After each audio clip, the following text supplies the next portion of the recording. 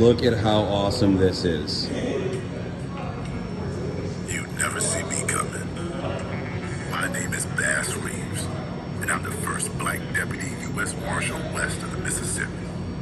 Dude, this is sick. What's the name of your company? RockaBlock.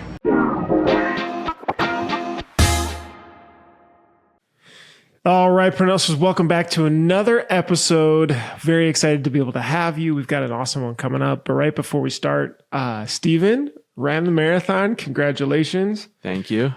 Hats off. 4 hours. That's pretty crazy. Twice, half as the guy who set the world record ran twice as fast as me. And I got to run along the same asphalt that he did. So world record was set at 2 hours. Yeah. Insane. Almost like 20 seconds above 2 hours or something. Yeah. So got a lot of work to get to that, but appreciate the support. 2 hours. Do you know, like 2 hours running a marathon? Yeah. It's only his third marathon too.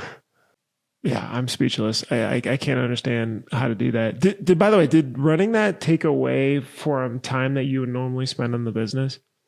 Because that's a lot of training. No, not really. I just kind of have been budgeting it in, and for me, setting that as a goal allowed me to create good habits. I was like, okay, if I know I have to run 4 months from now, I know I'm going to have to build up to that, and so it's just kind of my way to build a little bit of discipline. And it's good. When you run, you kind of lose your mind a little bit, and best stuff comes out when you're able to do that. So for me, it was good all around. A little painful at the end, but solid. Bruce, nice. That's where we got the biofreeze. Yeah, biofreeze. You're in for the LA marathon. So we'll, if people I'll do 5K with you. Comment, and subscribe that you want Bruce to run a marathon, maybe he will, Mr. Beast style. Anyways, we got a really cool episode today. Augmented reality in screen printing, Rockland Page. Bruce, what were your thoughts on today? I mean, I just think the technology, I'm a sucker, obviously, for technology and new stuff. I like adopting things early on. And what he's built here is a very cool, unique aspect that could be used for, we were just brainstorming all kinds of ideas that this could be used for. But the way we'll show you the video, and then the way he's, uses the shirts to bring them alive, to tell a story. Absolutely incredible. And hats off to Rockland for really innovating here, right? And just I'm going to spend the time, I'm going to hire the right people to do this, I'm going to get this done, and then continuing to use that to push his brand plus his custom side. Yeah, I thought it was really cool that he created a new niche in something that didn't exist with a commoditized business like t-shirts. So super, super interesting. End of the episode, we'll take a poll on if Bruce should get a second dog. So make sure you listen to the end. But Bruce, we've got some sponsors. 4 amazing sponsors. You guys know these companies because they are here to support us. They're here to support the industry. So absolutely make sure to check them out. First up is Easy Way. You shouldn't be spending all day cleaning dirty screens. Easy Way's line of environmentally conscious chemicals will help you get the job done faster and more efficiently, costing you a fraction of the cost per screen. If you value a company to help you with the difficult pieces here around how-tos and best practices, Easy Way is there. They've got 100+ distributors to work with to buy Easy Way chemicals. Thank you, guys. We appreciate your support. Check them out. Sweet. Bruce, if you need a solution to improve efficiency and reduce costs in your art department, Graphic Source is there for you. If you go to 1-900-HOTStuff.com, you'll find a group of individuals that are there to offer you industry-leading outsource options for your shop by truly becoming a part of the team. No lie, we have 3 full-time Graphxers at Campus Inc. They plug and play with our team and our shop management software. They work on SEPs, mock-ups, creative art, order management, embroidery, digitizing, back office, customer service, and there's no better company in our industry to work with. They have over 30 years in the game, and they really know and understand shop needs and have a proven track record of success. So if you've got an art department or if you don't have an art department, it's a good idea to hit up Graphic Source. for your art staffing needs. And if you mention the Printavo pod, you'll receive 50% off your first vector, SEP, or embroidery order. We actually talked about this company in this pod because Rockland just bought a big piece of new equipment, Multicraft. Look, open up your Instagram, type in multicraft_daddy and send him a DM. He's sending out PMI tape every single week to people to give it a try. Dave is awesome. Multicraft screen printing and digital supplies have been around for over 50 years, providing our industry with top brands at competitive pricing. And, you mentioned Printavo Pod, you may get 10% off your first order. So make sure you mention that. And he appreciates that. We appreciate it. Thank you, Multicraft. 926 followers, and the Multicraft team, they're starting to create handles. I see a Multicraft Jimmy, a Multicraft John, a Multicraft Sam, Multicraft Josh. We're going to see if they can keep up with the OG. Bruce, you've been heat transferring quite a bit lately, and I'm pretty sure that you order from Supacolor. And Supacolor is the world's best heat transfer. It's made for screen printers by screen printers. They understand the pressures and expectation of a screen printing business, and that's why they pride themselves on being super fast and super easy. Whenever we're in a pinch and we need transfers quick, we know who to call, and it's Supacolor. Their customer service is incredible. Their quality is incredible, and you know what you're going to get every single time. You can experience them for yourself using promo code Printavo15 and get 15% off your first order. All right, let's jump on in.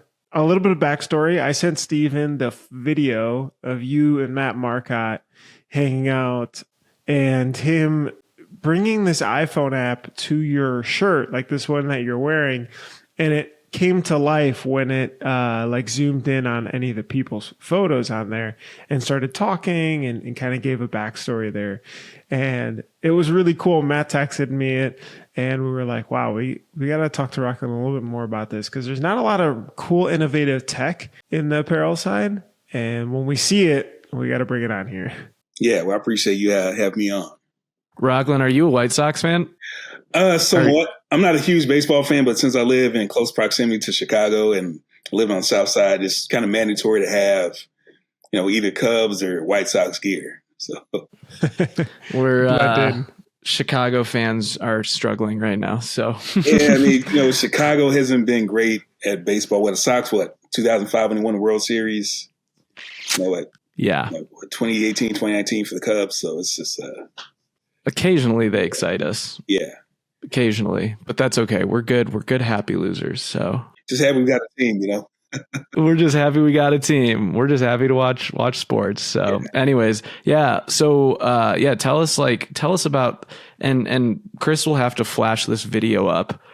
Talk to us about what this is, what's going on. Yeah. Tell us about it. For my clothing brand is called RockaBlock, and it's because my name is Rockland. So it just kind of, worked out that way. Everybody calls me Rock.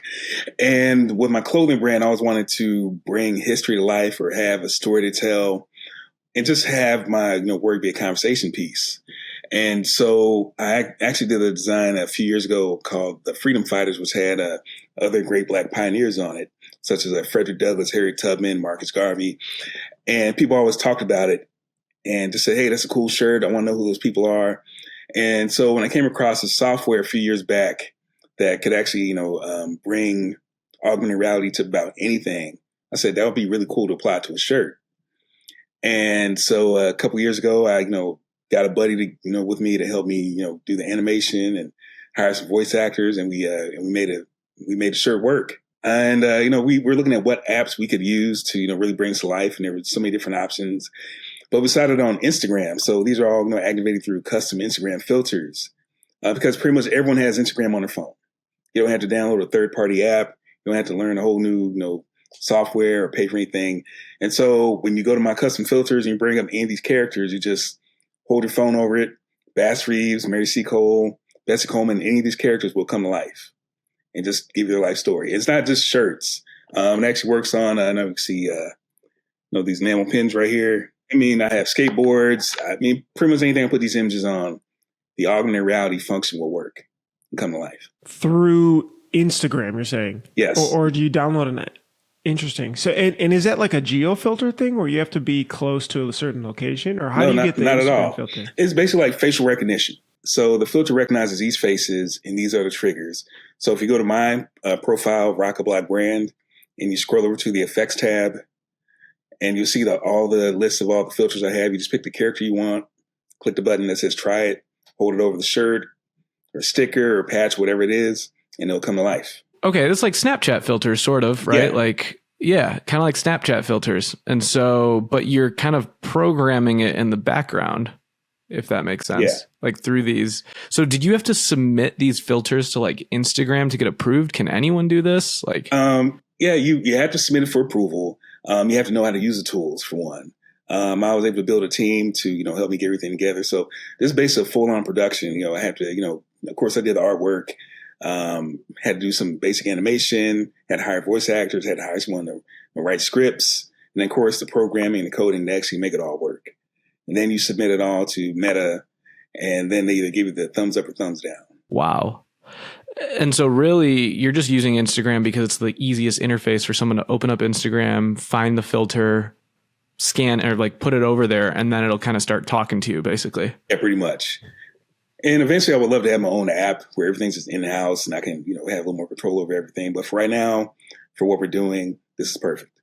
Wow. Where did you find the team and the different people to do this? Because it does seem that a lot more shops and retailers are wanting to have this software integration to their business, whether from a really cool marketing side, like a front end consumer side, or a back end side.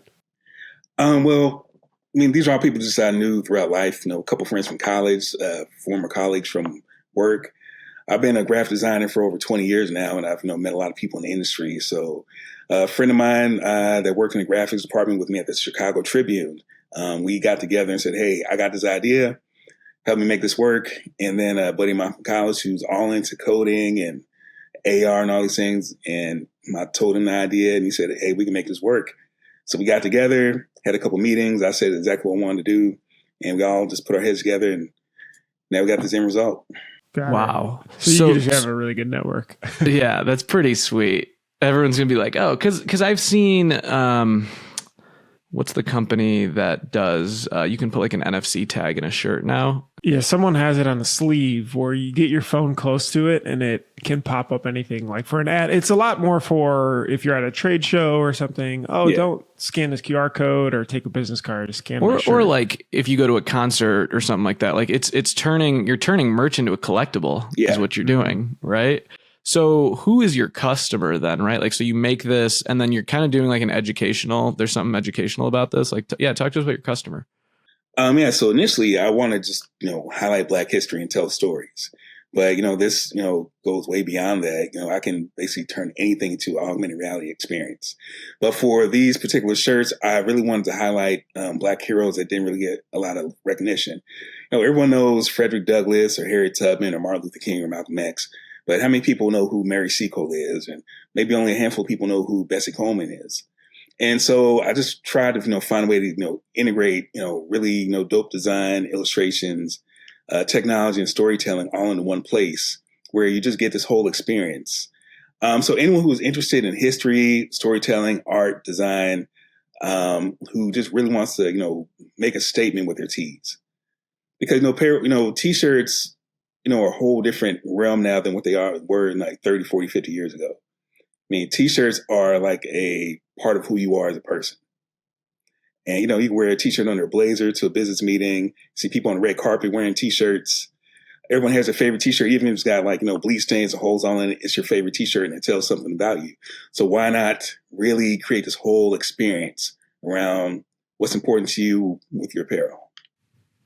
Wow. Danny Sweem, CEO of M&R, always says T-shirts are your personal billboard. They are. Right. They are your personal billboard. So that speaks volumes. So then do you sell your own line of clothing and then do this for others that want to do it? Like, yeah. How'd you kind of like turn this into a like really make it legit? Well, a few years ago, I started making shirts. I was, as I said earlier, I was a graphic designer. But I just got bored in my career just designing for other people. I went from working at Ebony and Jet Magazine, which were, two of the largest Black publications in the United States, to the Chicago Tribune, which is, the third largest market for newspapers, to an engineering firm in their creative services department. And that was the most boring job I ever had in my life. I was just bored out of my mind. I went from designing these, magazines and meeting celebrities and everything to doing PowerPoint presentations for, street widening or, ditch digging and things. It was like, I didn't go to school for this. Could have been your future, Steven. So Steven has an engineering degree and then decided to go into screen printing and stuff too. So you made the right choice, man. So, I mean, I was making decent money at it, but I was just so bored, and I would just sit at my desk all day, and I was like, I know I'm meant for more than this. So a friend of mine convinced me to go into the t-shirt game, and I started just designing, and I bought a heat transfer system. So as I got an order on my website, RockaBlock.com, I would print out, the transfer, heat press the shirt and send it out. But when I started getting more orders over time, I wanted to increase my capabilities. So I got my first screen press, a Riley Hopkins 2x6. And so I was just, pressing shirts in my basement, getting ready for the 2020 festival season because, we all knew 2020 was about to be the best year ever. And then, what happened? March of 2020, everything shut down. All my events, everything I was going to vend at just stopped, came to a complete halt. And here I am, I just bought thousands of dollars of equipment in addition to the stuff I had before, and I had nowhere to go. And then my job, they cut me down from 40 hours a week to 14. And so I'm stuck at home. So I started just, working on my t-shirts. And then out of nowhere, I started getting orders from all around the country. This was at the height of the pandemic, the riots, police shootings, everything.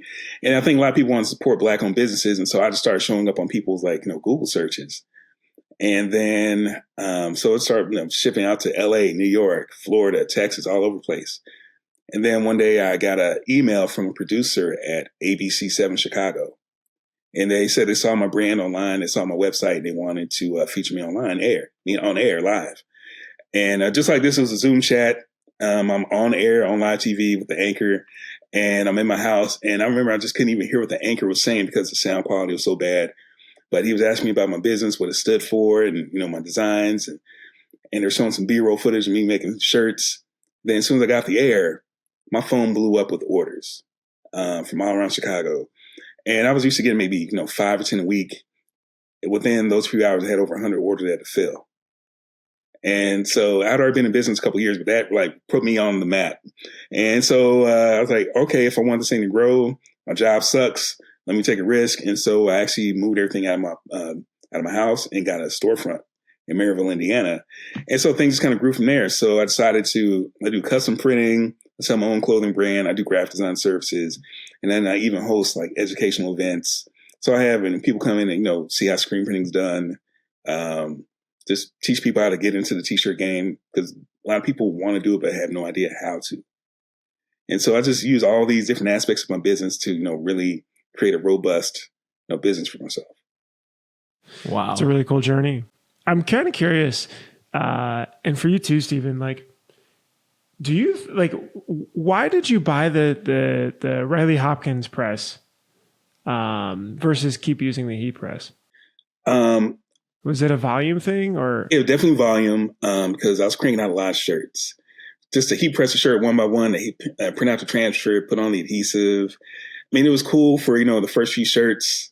But when people started seeing certain designs that they really liked, and some shirts only needed one color ink, just white or black or blue. And there was no point in making favorite ones. Yeah. And so I could crank that out. I could crank out, 50 shirts in a matter of, 40, 50 minutes, maybe an hour. Got it, versus heat press. Yeah. Yeah. And so it just kind of made sense. I was terrified of breaking the screen printing because, it looked messy. It looked difficult. I'm like, I don't even have room in my basement for this, but I'm gonna make it work. And you had to buy, all the chemicals and inks and everything. And you just kind of have to just dive in and go for it. But once I started, I loved it. I do wonder who will make it so that the transfer and the heat press, so the equipment and the actual transfer can just be, you can just rip through it, basically eliminating the whole pre-press situation and setup and all that other stuff. I mean, I know the East West Machines was trying to do that. Like a Supercolor, I know, Rock, I'm sure M&R are thinking about it, but Do you order transfers now more? This is like a hot topic, Rock. We talk about it all the time, but do you order transfers now or do you, what's your take on that? Or do you screen print? Like, I do a mix. I feel like any solid shop needs to have, multiple tools in their toolkit. I have a client right now. Their shirt has so many different colors on it. And it's like, there's only so much I can do with my Riley Hopkins. And if I don't want to outsource it, I'll go ahead and get a few heat transfers, full color heat transfers. And, the technology has improved over the last few years where you just, where it used to take me, 3 or 4 minutes from start to finish to, do a heat transfer now to just order it, press on for 6 seconds and it's done. It just, I look at the parameters of the job and I see, what will, be most profitable or most, most time consuming, and then to make my decisions based on that. Do your customers care at all, or do they? Not really. I got a few people who, are really particular about certain colors or, ways something feels or how soft the hand is. But most people, they're just so in awe seeing their idea or design or something that says on a shirt. They don't care how it's made. I just tell people never use a Cricut. Never use a Cricut to, make your t-shirts. Never use vinyl. To me, that just does not belong I'm in not a getting t-shirt. the Cricut sponsorship now either. Oh, sorry. Well, you can bleep that out in post. But I'm just kidding. Cricut's it's really interesting. The Cricut business model is super, super interesting. We joke about it a lot. But yeah, like I would never weed vinyl anymore. Right? Yeah, like, and it's just like, and so my heat transfer system, it was self-weeding. That made a big, ton of difference for me. And I could print on dark garments, light garments, all sorts of things. But, at first, I think when people think they want to get into t-shirt game, they think they need to become a graphic designer all of a sudden. They need to become a production artist all of a sudden and buy all this equipment. And so the first thing they do is go out to, Hobby Lobby or Michael's, and they'll buy the Cricut. They'll get some really cheap Gildan shirts, and then they'll press these shirts with, lackluster designs and want to charge me 30, 40, $50 for it and wonder why nobody's buying it. And so that's part of what I do. I try to educate people like, hey, there's different ways to do this. You don't have to do it yourself. Hire an expert. All right, real quick, I got to tell you something. This is really interesting, and here's why. We formed a company called Printavo. You may have heard of it, but it has 3 different brands right now: Printavo, Inksoft, and Graphics. So we're all sister companies now, a big happy family. What we're able to do is Printavo's managing your shop management and workflow organization. Inksoft can run your website and handle online stores at scale. So running multiple different stores for fundraisers, schools, company stores, and everything in between. And Graphics Flow is a brand new product to be able to help reduce all the back and forth with art. So it has a huge art library that you can put on your website so customers can see and pluck what they want. Plus, you can also be able to collect different ideas and send them to customers to approve as well. Really, really cool. Plus, in-app editing. It's like Canva, but specifically for shops. All right, check it out. All those brands are on Inktovo.com. That's Inktovo.com. All right, thanks. Yeah, but you're totally okay with teaching someone where to buy transfers and how to do it themselves. Like you kind of said there, like I'll help people get into the merch game. Talk to us about that a little bit, because some people are guarded by it and others are very open. Talk to us about that. I feel like there's enough room at the table for everybody to eat. As long as you're not biting my designs, I have a lot of my stuff, trademarked and copywritten. As long as you're not biting my work, I'll give you a couple pointers. You might have to pay for my time to learn how to do it, but, I'll help you out. I think, sometimes we got so many gatekeepers that, the community doesn't grow, that the community doesn't really prosper. And I got people that I can lean on. Like I said, the network earlier, I got people I can lean on if I have too much of, influx of work. And I say, hey, can you take this overflow for me? And vice versa. And so I think, we work better together as a community. And honestly, I don't think there's that many people that really are going to invest the amount of time and money that it takes to create a sustainable apparel business. Yeah, that's true.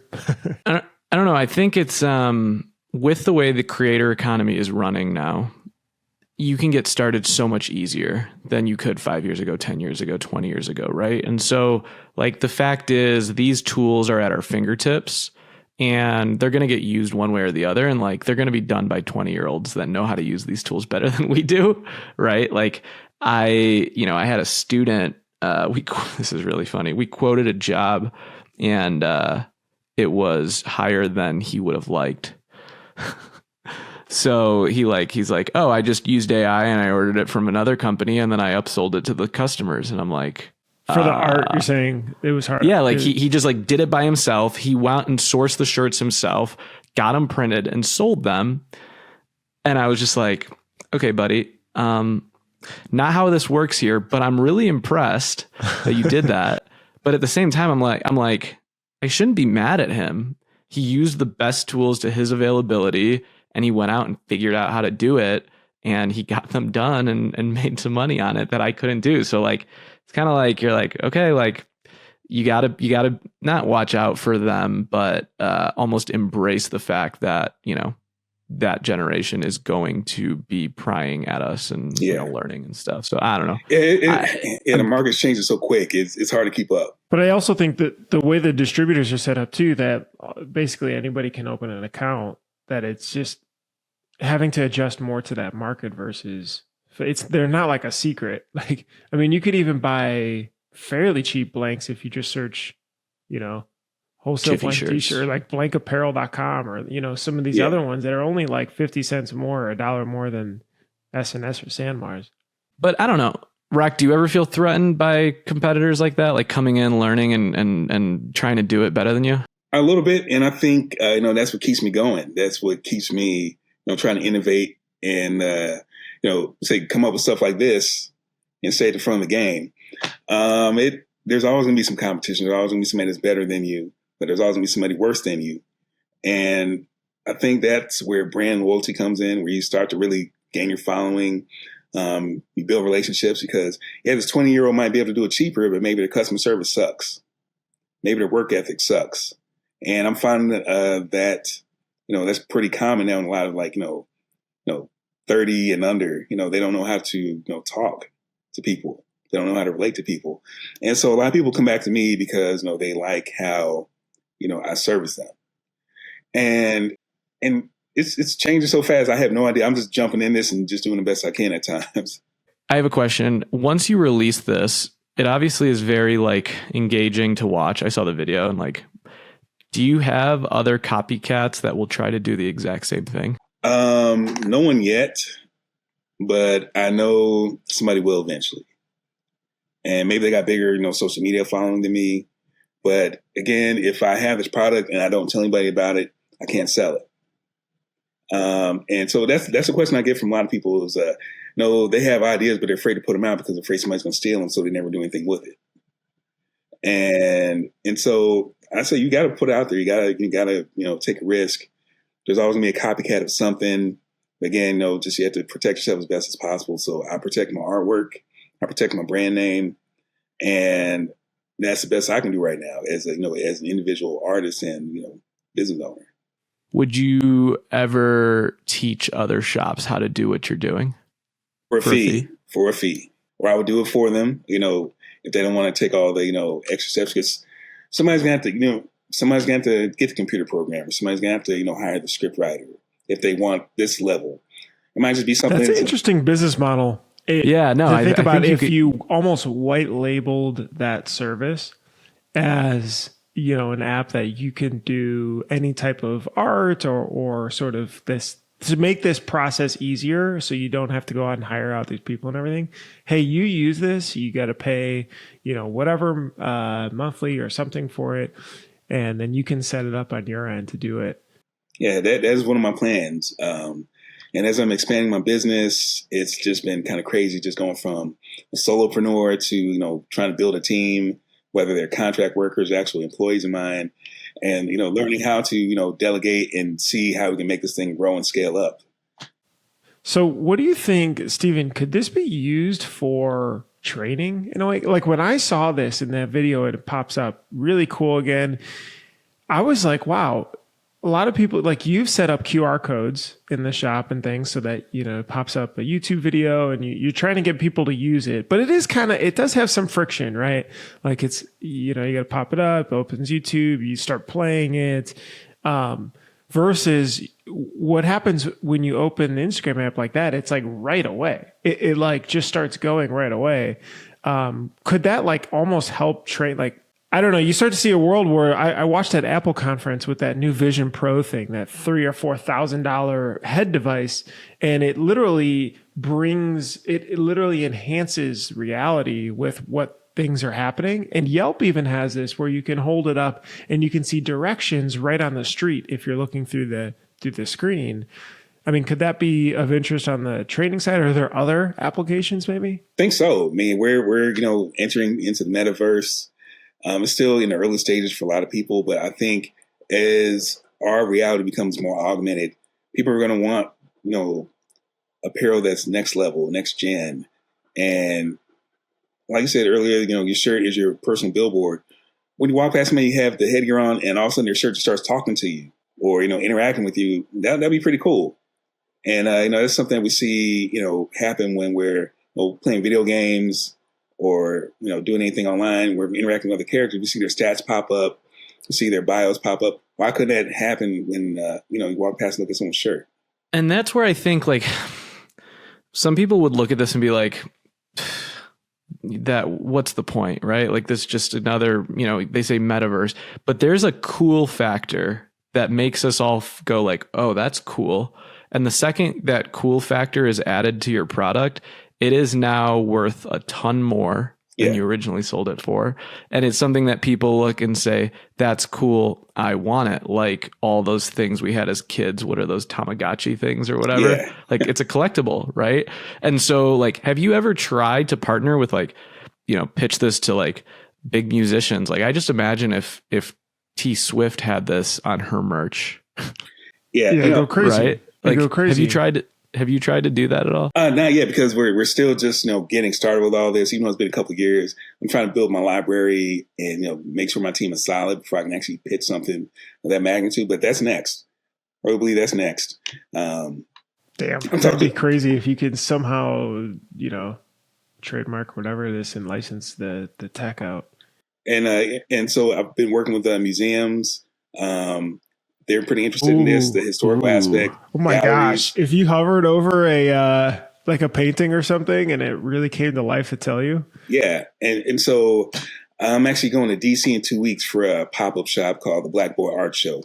And when I was there a few months ago, it just exploded. Everyone saw what the shirt can do and everybody running over and, wanted, a piece of action. And so I think as I started to really build my following and see what these applications are, that it goes beyond just these 6 characters on the shirt or the other shirt that I did, that we can really build some solid consumer experiences with this. Because, let's say you go to the Museum of Science and Industry in Chicago or Museum of Modern Art, and there's a, Van Gogh or Gauguin exhibit or some famous artist. You go through the whole exhibit, then you end up at the gift shop. You're paying, $60, $70, $80 for a T-shirt that does nothing. You just say, oh, yeah, I went to the Van Gogh or Pompeii exhibit, and then that's it. But if you could relive a part of your experience on your apparel, on your button, on your bag, through your phone, and, hear the stories told all over and over again and be able to share that experience online with your friends, with your family, in person, I think it elevates everyone's brand. Me as a producer, them as a consumer, and, of course, the museum or venue as, the client. So marketing wise, you looking at your Instagram account and just Googling around online, you do a lot of events. You're very much so out there, but I also noticed that you're good with media, like press releases type stuff, as in you're on TV with a couple different channels. So after this first, ABC reach out, did they start reaching out more to you? Did you reach out to them? How did this continue to spiral from there because that's great marketing. To your point, there's a huge audience there that will convert. It's a little bit of both. Some of it was just, they found me online. Some people would just hear my story and then just say, hey, you need to check out this guy, at RockaBlock.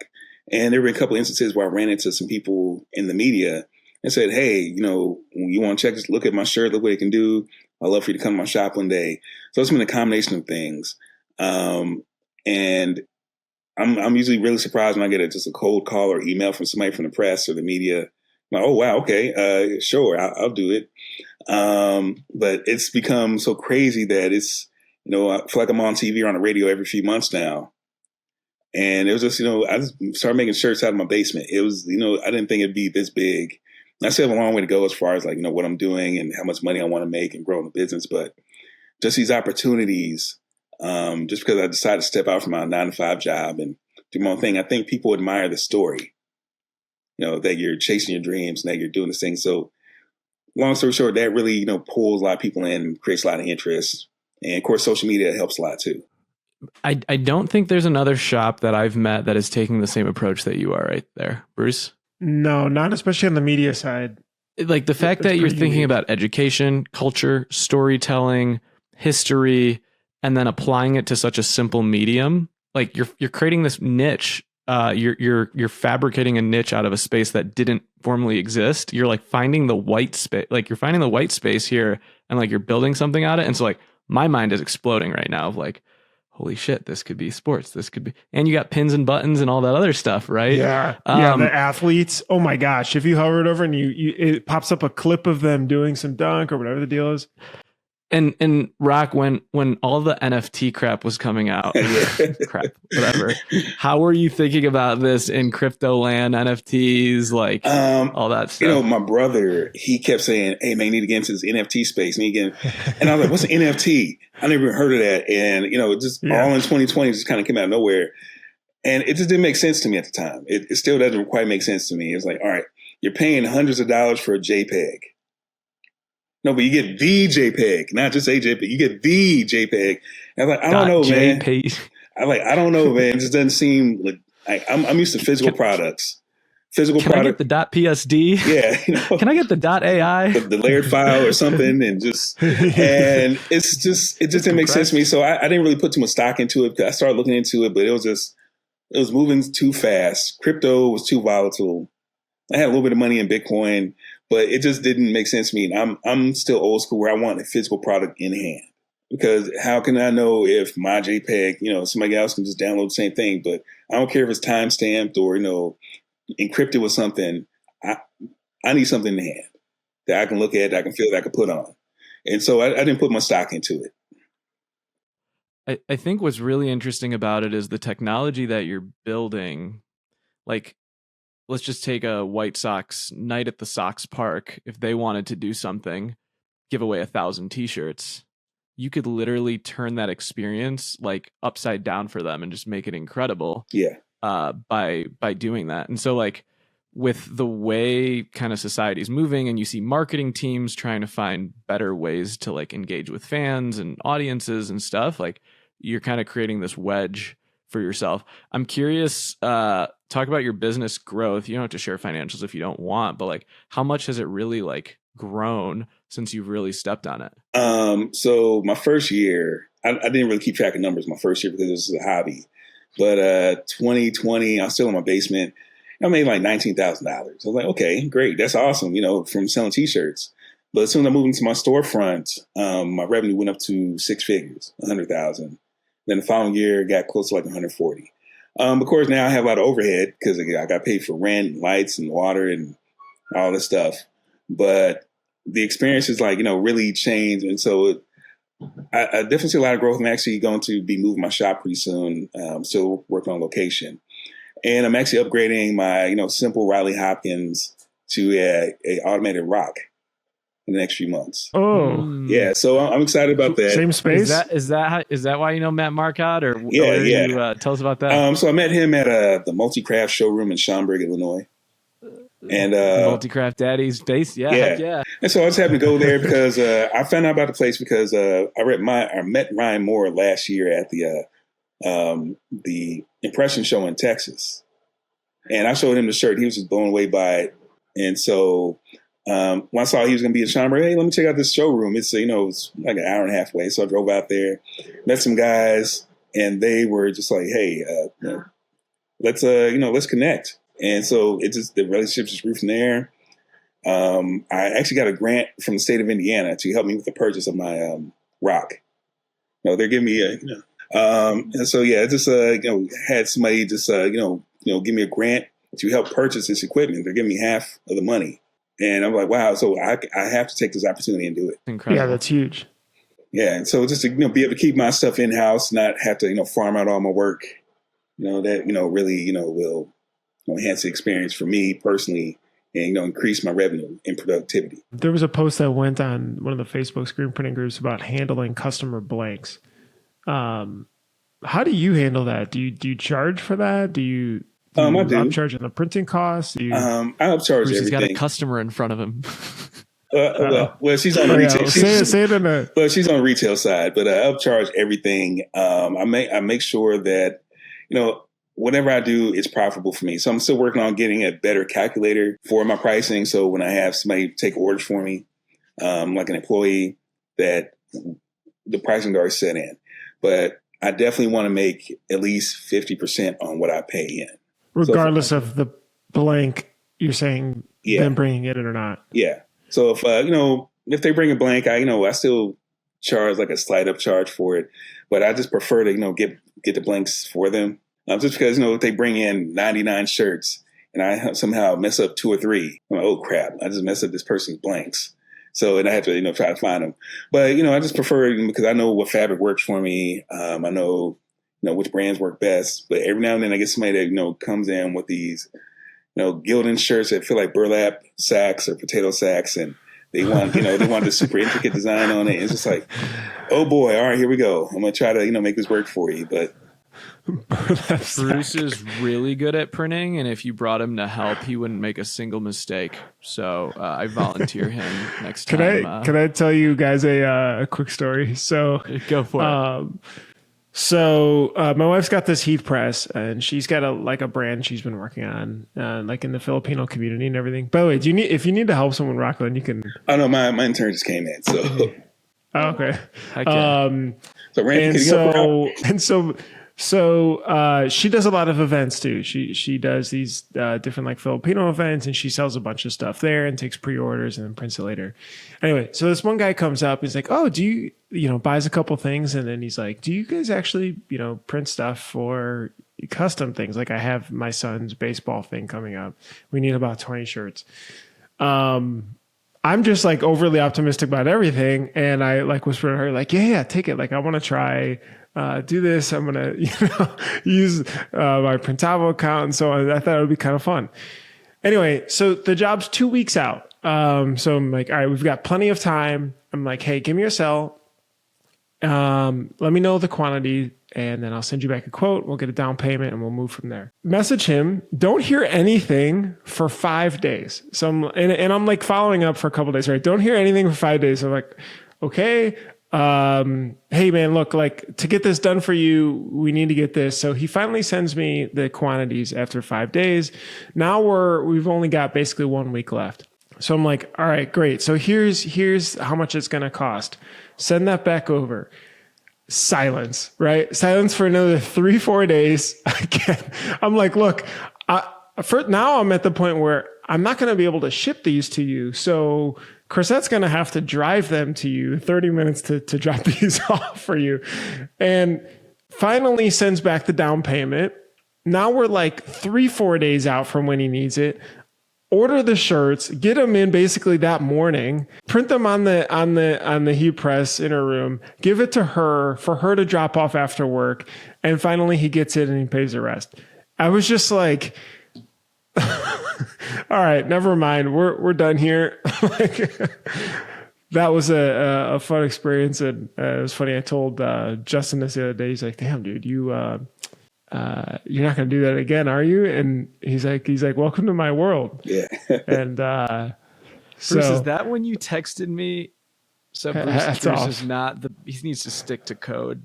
Is that when you texted? He's like, I don't know how you just deal with customers and like POs and ordering and blanks, and like how do you keep it up? It was just the delay. We were in a good window until we weren't, and then that's why you did not want to tell me about this. This is the first time I'm learning about this, Bruce. Yeah. And I'm laughing right. all My the new way lesson was rush fee, and then he just totally cut off. Like, look, we just can't do this for you after today. Yeah, I've But had a few he's a similar nice guy experiences. trying to bend over backwards. So anyway. I mean, I've definitely changed how I operate. So when I first started, I would do anything you asked. I would if you just needed one shirt for like a baby shower or something, I would bend over backwards on designing and everything. But as my time became more valuable, I just could not spend all these hours you nitpicking over placement of someone from Paw Patrol or something on a shirt. I just had to say, no, I don't do anything under 25 shirts. And, if you want that many colors, you got to do this many. And so I'm getting more comfortable standing my ground and saying no to certain things, because I'm learning that not all money is good money. And, me wanting to help out people, and, kind of save the day and save them from a bad t-shirt experience ends up costing me in the long run. I mean, my beard was black before I started this business. So, and I had a full head of hair, but yeah, so I just had to change up everything, pricing, my workflow, deadlines. If I can't, I tell people 10 to 14 days. If they can't do it before that, they can bump to the back of the line. So yeah, I mean, it is, all the way down to the finish. I actually have 90 drawstring bags I got to print today and have in customers' hands by the end of the day today. So, wish me luck on that one too. So. Are they, what material are they? Cotton. Okay, that's good. Yeah. The the nylon ones or whatever always like burn in the oven. I hate Yeah. them. And so I hope they're cotton. I think it's cotton. I'm gonna look, and if not, I'm gonna have to figure something out. So. If not, call Matt Marcotte. He'll help you out. All right. I need them today. I need them ASAP. So, but yeah. So it's just it's just I'm learning something new every day about the business and how what materials work best for printing, what I can print in what amount of time, and I'm really looking forward to getting the auto press because it will increase my workflow tenfold. Yeah. Seems like there's always a bottleneck. Yeah. So it'll be dryer, it'll be screen room. I'm curious, like, as your business is starting to grow, you've got something super unique, you've got technology, you've got all this stuff. What keeps you up at night? Everything. Like some days I'm like, am I going to make enough at this event to, cover, bills, to pay myself? Just, as any business owner, can, think about is just, am I going to sell enough, or are people going to like what I'm offering? I think that keeps you up a lot. Sometimes if it's a big job, I'm like, oh Lord, I'm not gonna be able to do this in time, or is it going to turn out right? Well, the customers like it. Sometimes after I, drop off something or I ship it out, I don't hear anything for months, and I think, oh, they hated it, they didn't love it. But then, like 6 months later, a year later, like, hey, Rock, remember those 400 shirts you did for us? We want more of them. I'm like, okay, great. They love them, so it's just, just a myriad of thoughts that just kind of circulate in my head at night. 400 on a Riley? Did you say 2 station? Yeah. 2 station, 6, head press it. Yeah. I've done. How many prints was that? Locations? Just one, thankfully. One color. Sometimes if it's something bigger, I'll just take more time on it, or I'll outsource it. But yeah, it's been nuts. And I look at, all the shirts I've made on that little machine. I'm like, wow. I mean, it's in the thousands. Yeah. And it's just like, it's paid its dues. It's time to, let it, retire and, go off and pasture somewhere. But I'll still use it for smaller orders, but it's just definitely time to, upgrade as the business has grown. Bruce, when you were starting Printavo, what besides QuickBooks errors, what kept you up at night? Constant software bugs, I think, was the big thing. It was software bugs, and it was bad hires, I think, was my two. Like, so the software bugs were just constant because I, not being a trained engineer, wouldn't write these things called tests, which basically test the work that you're doing and make sure you don't break stuff. So the way I looked at it was these logs. So you'd see if there's errors coming through all the time. And then wake up at any point in the night and deploy fixes. But that, and then just bad hires of I hired this one guy and I knew that he wasn't great, but you keep trying to give a shot. And I knew he would miss customer calls. And so then, finally I had a customer that sent, it's like, hey, I couldn't get in touch with this guy at our scheduled time. And, yeah, those are the two things. How about you? Me? I think it's I'm duct taping everything together, waiting for it to all fall apart. Yeah. Wait, are you talking about now or before? Oh yeah. Now, sorry, no. Before I'm kidding. Okay. Both. Right. This but early on, you're like, am I an idiot? Is this working? There's this is what I'm doing actually going to figure itself out? And I think you're like up against the world a little bit, right? Like you're trying to prove it. And that's exhausting. Yeah. That's exhausting, especially when you have to do everything. And so I think like shop owners listening to this should think about those like early days and give yourself a pat on the back, because like you said, like you're living and dying by your business a little bit, which is not what the average American does. So I think it's pretty rad.